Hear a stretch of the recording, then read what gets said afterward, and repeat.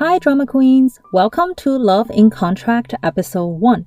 Today's episode question is, if you can marry a rich tycoon in Korea or Dubai or wherever and then divorce him for money, would you do it? Let's see how the female lead pulls this off as a professional. So get comfy everybody and let's binge! In episode 1 of Love in Contract, we're introduced to an amazing woman in that she's probably the most divorced woman in the whole world. And every ex-husband of hers is either the hottest guy or the richest guy on earth. Is this an unbelievable premise so far? Well, what do we watch Korean dramas for if it's not for the totally unbelievable stories? Anyways, her name is Choi Sang-Eun. She provides her personal services to those who are not married but are in desperate need of a wife. Don't get me wrong, I'm not saying she services them. It's all very above board, I think.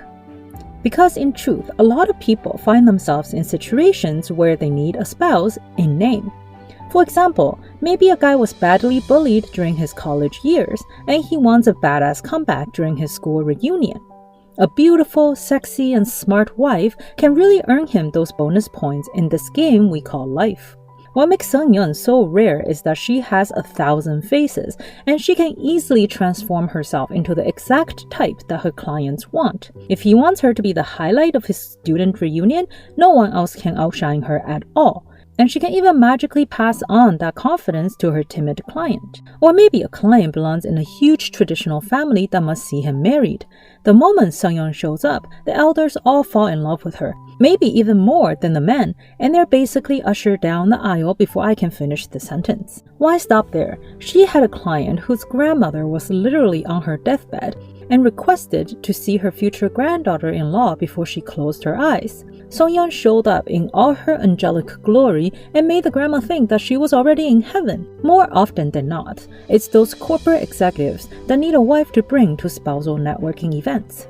Because Sang-Eun can talk and build relationships, and her liquor and entertainment games are on point, not only does she boost her clients' image, she would often help them close the deals. She's so amazing that she would even get commissioned overseas and go to exotic places like Dubai to provide her services. That's where the real money is at. Just the bonus alone is enough gold to sink a plane. Now you may think she's a pro, but sometimes she would even become friends with her clients. She had a client, Woo Kwan-nam, who basically looks like a puppy. He's the youngest son of a middle-class family and is deeply treasured by his family. In order to raise him, his sister couldn't even get the proper education. For these reasons, he's always felt guilty towards them. To add to that guilt is the fact that he's a closeted homosexual. When his sister caught him kissing his boyfriend during the New Year's countdown, his family became devastated. In order to alleviate their worry, he hired Sang-Eun to marry him and be his beard. And they became friends ever since. With the increase of Sang-Eun's 5-star rating comes the increase in her age as well. So Sang-Eun is getting ready to retire now that she's past the ripe old age of 30. Currently, she's living in a house with her ex-husband Woo. Even though they divorced already, Woo's boyfriend is understandably insecure and keeps asking to see their divorce papers to make sure that it's all official. When Sang-Eun leaves the house, Woo brings out her documents and they notice that her current husband, is Jun Ji-ho. She's currently driving to Ji-ho's house because he's contracted her service every Monday, Wednesday, and Friday. Wow, I didn't realize you could do a part-time contract as well. Her business model is awesome. Out of all her clients, Ji-ho is the most special. Not only is he extremely punctual with his payments, he's also the most mysterious of them all. In the 5 years that he's contracted her service, he said so little that she's found out nothing about him other than his name and age. Every time she comes over, she doesn't need to worry about anything other than eating the delicious food that he makes.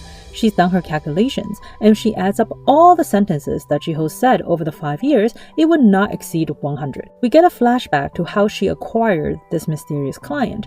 Right off the start, all the tricks that she's used on her other clients did not work on him.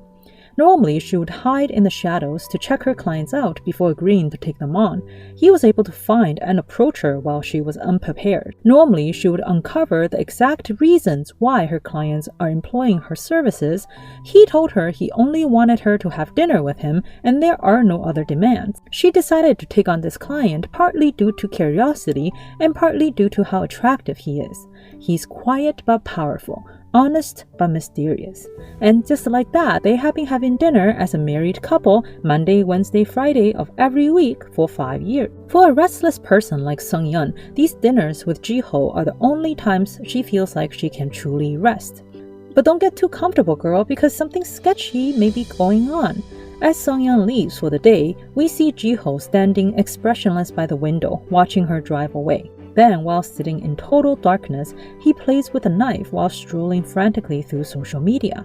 He utters a chilling sentence: "Silence is the best way to communicate when you don't want to expose yourself." The next day, Ji-ho continues to live his perfectly structured life. We learn that not only is he mysterious, he's also a little split personality. On his way to work, his neighbors were having a fight over a stray cat. He helped the cat-loving girl win the argument, but then clarifies that he hates cats because they probably carry a lot of parasites, so the girl should remember to wash her hands often. Confused by his conflicting personality, the neighbors steer clear of him. On the other side, Sang-Eun is carefully applying makeup and having a flashback to her childhood days. In her gray-colored memory, she lived in a mansion estate filled with servants, which means she likely came from wealth. However, back in the present, we see notes on her calendar stating that this is the month that she will have paid all her debts and can finally retire. Then we're introduced to a new character, Kang Hae-Jin. He's the youngest son of a mega-rich family and is a rising Korean star. There appears to be some relationship issues between him and the female lead of a series that he's starring in. Enough for the girl to unleash her anger on him and slaps him for real in a scene where they're supposed to be having an argument. Back in his trailer, his manager accuses him of having lingering feelings for his first love, naming his kitty after her and all. This first love is none other than our Sang-Eun. Speaking of Sang-Eun, she's currently transferring a large sum of money to a character, Yoo Mi-ho, who's basically raised her since childhood. In earlier years, Miss Yoo arranged for Sang-Eun to marry into Hae-Jin's family, but Sang-Eun ruined her plans. Maybe that's the reason why she's been paying a monthly debt to Miss Yoo ever since. Now Miss Yoo asks to meet Sang-Eun at a coffee shop and tells her from today onwards she doesn't need to send her money anymore. Sang-Eun laughs in her face and asks her why she's pretending to be a good person all of a sudden when she's been accepting money from her for the past 13 years. Sang-Eun then leaves to go to her next job, which turns out to be a disaster. Even though she clearly outlined her roles and responsibilities in the contract, the client ignores everything and expects her to take on the role of wife and mother as well. She finally reaches her limit when he invites her to his daughter's concert and causes the little girl to cry on stage, wanting her real mother present instead.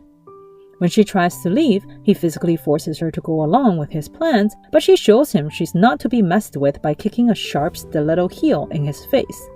That's a murder weapon right there, man, and he's right to be scared. Coming back to Ji-ho, we continue to find out more weird things about him. He's attending a seminar where the lecturer is talking about overcoming fear of phone calls. They're assigned homework to use a questionnaire to have a phone conversation with their closed ones. At night, Ji-ho calls the lecturer to see if he can get out of the assignment, saying that he doesn't have any suitable people to call. In order to convince him, she reminds him that you know the court really cares about your community service, right? Having no other choice, Ji-ho thinks of his fake wife, Sang-Eun, as a potential candidate for a call. Oh my gosh, what is going on with this guy? On Sang-Eun's side, she's at a bar with her ex-husband turned roommate Woo, venting to him about today's crazy client. Woo listens to her half-heartedly because he notices Hae-Jin in the background and gives in to the temptation to flirt with a celebrity. As he walks away, Sang-Eun receives a call from Ji-ho. Ji-ho intended to use the questionnaire to proceed with the conversation, but his cold tone makes it sound like a prosecutor interrogating a criminal.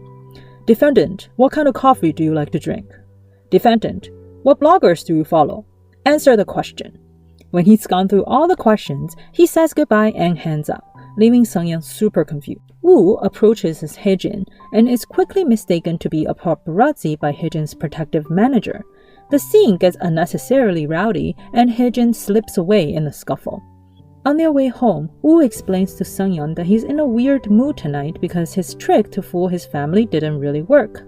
His niece has started to date a girl in her school recently, and his sister blames him for being the bad influence. The two lost souls cling to each other for support. After the final money transfer, Miss Yoo sends a text to Sang-Eun letting her know that she'll now be deleting her number and they will no longer have any ties to each other. Good riddance, I guess. Woo and Sang-Eun talks about going to live in Canada, since it's known for its beautiful sceneries. Hey, I live in Canada, welcome guys! Sang-Eun has acquired a bunch of random certificates and will surely find a good living in Canada. The two of them decided to start selling their properties right away and move on. In the dark, Ji-ho follows a woman out for a run. That's a big no-no, lady. We learn that it's the same girl that he was stalking on social media, and now his identity becomes even more questionable.